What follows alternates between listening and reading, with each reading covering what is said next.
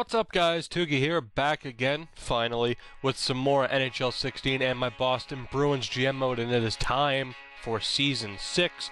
We are defending champions for the very first time.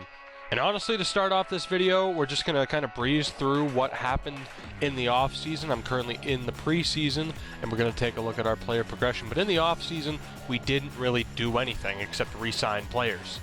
As far as players that we drafted, we'll take a look at a few here and there, but mainly I'm just going to kind of push them to the back. But we did draft Serge Lacerte, a goalie who had, I think, AHL potential, who turned into a starter. And because of that, because of just not knowing what is going to happen with player potential, I'm not really going to focus on too many guys that we draft.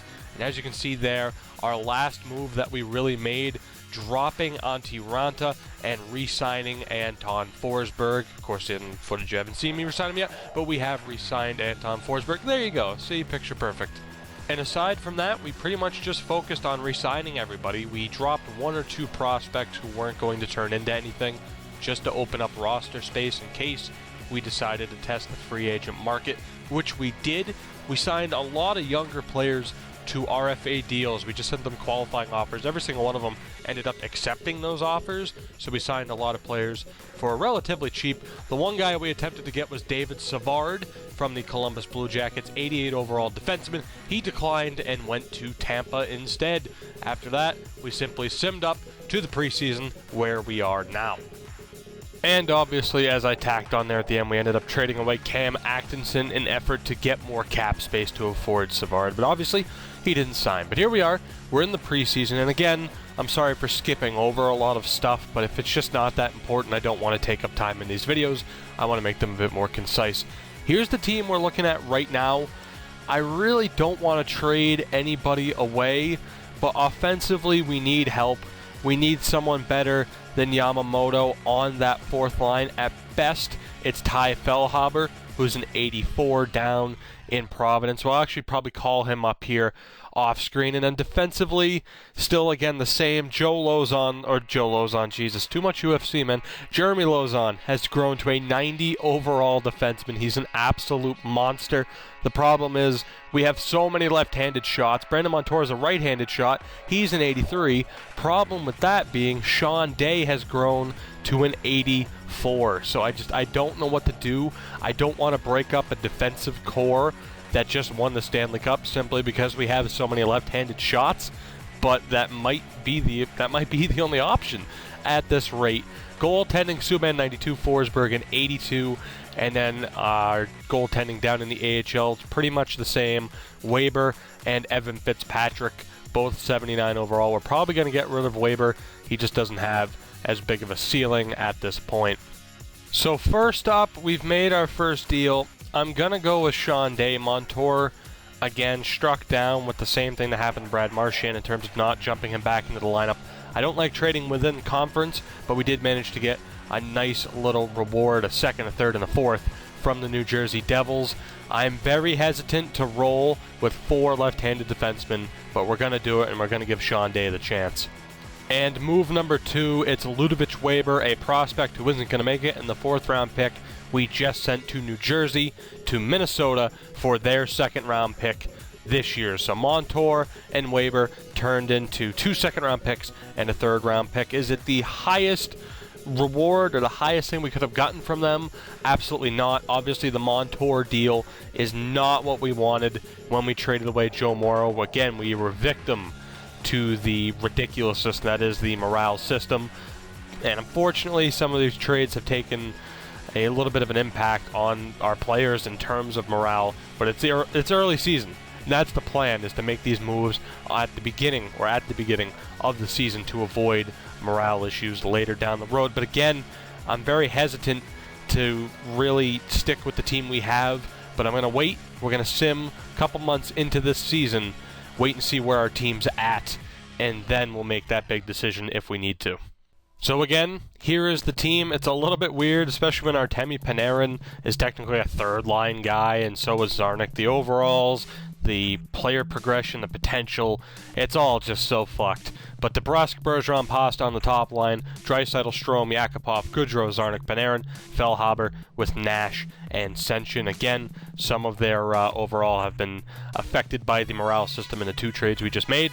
Defensively, it's Hedman and Lozon, Zaboral, Day, Krug, and Carlo. And I feel like I should clarify what I mean by big moves. I wouldn't be opposed to getting rid of Hedman and Krug, have Lozon, Zaboral, and Day be our 3 left side defensemen, and then in the Hedman and Krug deals, get right-handed defensemen that can slot in. I feel like that's really a big thing in the sim this year, but then again, we just won the cup. So let me know what you think of that. Is it a big deal to have proper-handed defensemen on the or on their proper side, I should say? But hopefully here, as we start the regular season, our player morale hops back to normal. I don't know what the hell we are going to scout. We'll just go 1 week. We need to hit it big in the draft this year. We really need to hit it big in the draft this year because our depth is really starting to fade as a lot of our prospects have progressed. So here we go. No more context, no more filler. Season 6. Let's do this. We're going to sim the first week, probably up until the Tampa game here, and then we'll have to put in Forsberg for one of these 2 games. We get the season started off nice with a 3-2 win over Florida and a 5-4 win over the Washington Capitals. Again, we'll just take care of this really quick, and I'll probably do week-by-week simming here after this first week. Our first loss of the season comes at the hands of Detroit.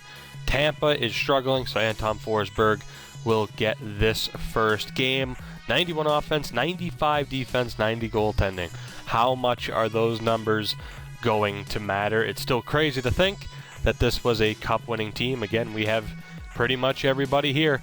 Montour was really the only victim that we had to trade away. Again, I really hate that blew up in our face. I'd still like to have Joe Morrow on this team right about now, but again, he'd be someone else that we would be we'd be looking at trading at this rate. Overtime loss in Forsberg's first game, not that good. We will sim a couple of weeks here, though we don't have that many games, so Malcolm will get plenty of time here. And in real life, Jesus Christ, Malcolm Subban with the crushed larynx or whatever from taking a puck, my God.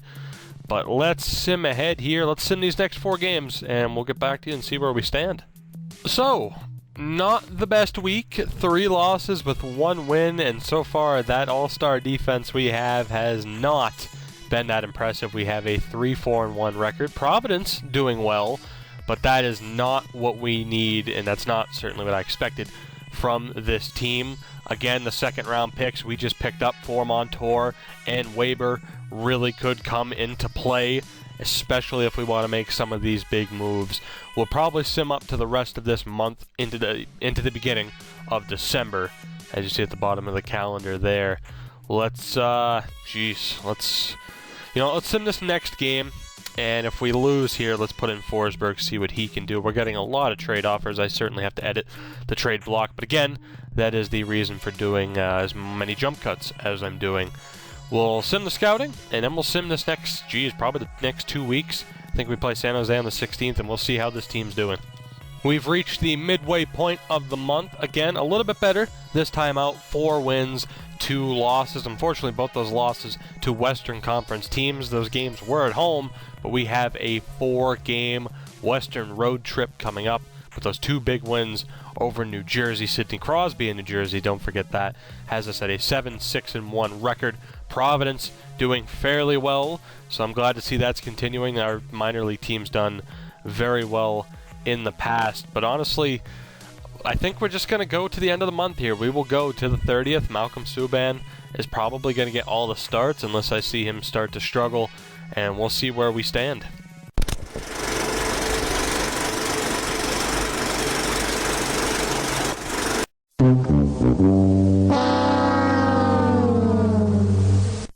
And after one fucking game, Malcolm Subban, again, who has 90 durability, is once again injured. He has a capital A, broken ankle, and is out until January 1st. We are going to be without him for a month and a half. That is a gigantic loss, losing Malcolm Subban. I was really losing faith in him until he made that magical run in the playoffs. Evan Fitzpatrick, we're not going to call up. I want to keep him down in Providence. We're going to go with our secondary backup here down in Providence, Mathot. That way Fitzpatrick can continue to play, but our goalie is going to be Anton Forsberg. Now, whether or not he can replicate what he did for us last year, I don't know. Again, I'm still kicking myself that I lost a lot of that footage, being able to show you what he did. But it's now or never for him. Again, we went with him over Antti Ranta, and hopefully he proves to be worth it. I want to see how Leon Draisaitl's doing. Leon Draisaitl is still struggling. Only 5 points. I don't know what to do. He's a second-line forward. We have him with Ryan Strome and Nail Yakupov. I don't know. You know what? I'm going to put him with Bergeron and Pasternak. I'm going to put him with Bergeron and Pasta and see what exactly he can do. How's Ty Fellhaber doing? He's not doing too much. I'm really worried about this team. I don't know if this team has what it takes. Victor Hedman's doing relatively well with Lozon. Zaboral and Sean Day aren't really gelling together too well. Neither is Krug and Carlo. Krug down now to an 87. Let's go with Zaboral and Carlo because they worked out for us very well in the past, and those are the lineups we are going to roll with here. Now, as we hit the stopping point for a scouting update, I just want to say two things. Number one, the morale system. I think the dumbest aspect of it is probably the fact that you can call up a player. He's happy about it, but then you get the call, oh, he's nervous about his call-up. How the fuck is that a negative? You know what, I won't even get into a rant. As you can see, Subban got us a 3-0 win, 3 straight wins for Anton Forsberg, including a big win against Edmonton. Obviously, a week before we lost, we get that win back. So let's sim these next 3 games, and of course, right as I praise him, no, we do not want Brad Marchand back. Right as I start to praise him, don't, EA, you had to. You couldn't let me be happy. You just couldn't. You couldn't let me. I'll just shut my mouth from now on, man, which is hard because I'm fucking doing a video here. EA, I fucking hate you. Oh my god, I fucking hate you. And guys, we're going to stop this video here. Again, I want to keep these more compact, concise, and a little bit easier to watch. We have an 11-9-1 record. Providence tearing it up 13-5. Malcolm Subban's out for the next month. I have a couple of questions for you all, as I usually do. Right now, the Atlantic Division's very close. We're very early on into the game. 21 games in. But again, the same roster questions I always bring you. Number one, Malcolm Subban. Would it be worth maybe exploring trading Malcolm Subban?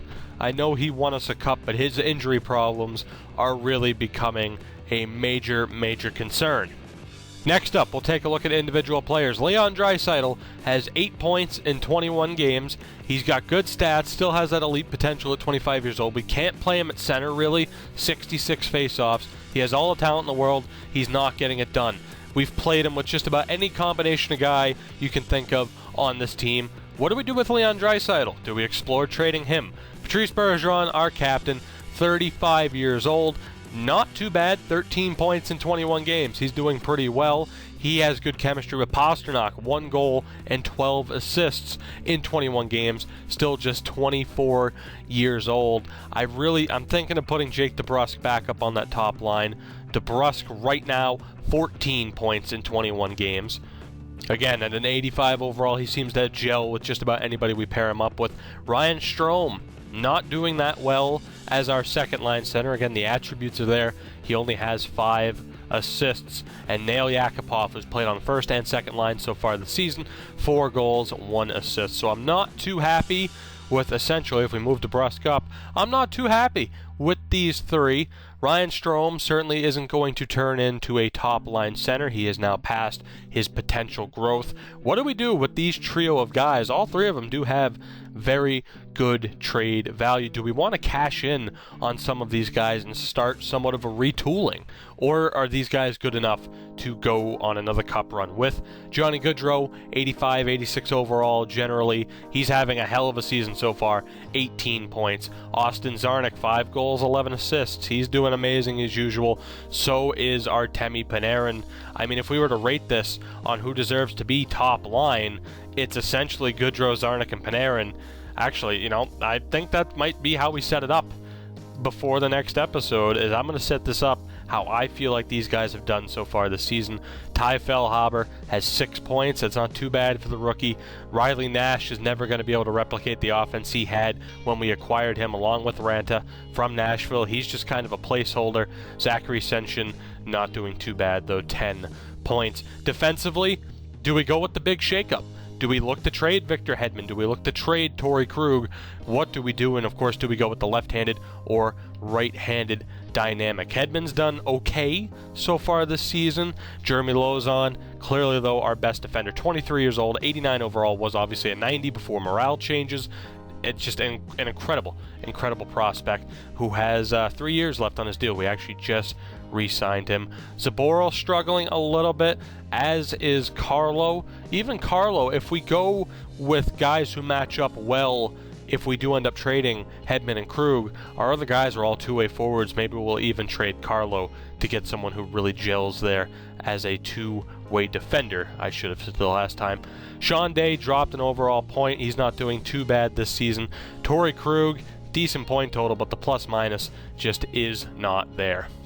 So as always, guys, let me know. I genuinely want to know, and will genuinely and have genuinely altered this series based on what you guys think. Of course, up in the right-hand corner throughout this episode, you'll probably see some poll questions as well. Feel free to click on that logo kind of thingy up in the top that also shows you the suggested videos that pops up as well. Feel free to answer on there as well for quick and easy feedback rather than comment feedback. But again, thank you all so much for watching. I genuinely appreciate it. As always, if you've enjoyed, leave a like down below, subscribe for more, and I will see you all next time as we continue Season 6, where big changes might be on the horizon.